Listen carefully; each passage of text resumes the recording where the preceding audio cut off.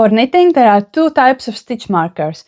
There's the locking stitch markers that you can put on the fabric, and there's just the regular closed stitch markers. The locking stitch markers are designed either to be opened so you can remove them from your knitting later, or they can be like spiral shaped. They also come in various different shapes and sizes. These plastic ones that I use for thicker yarns. Also very easily use just paper clips, because you can also very easily put them on the fabric and leave them there and remove later.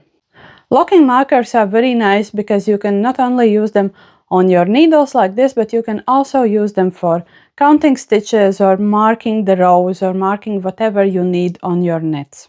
The regular closed stitch markers are used only on the knitting needles, and usually they are used either to mark your raglan lines or to mark where your pattern repeat ends. And those stitch markers you can't put on directly on the yarn because you couldn't remove them.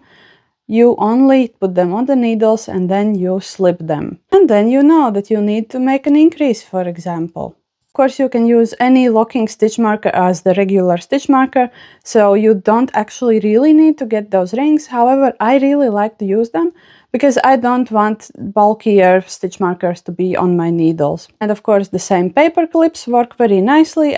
Or you can even take a little bit of waste yarn, just tie a knot to create a loop, and then you can use those as your stitch markers like this.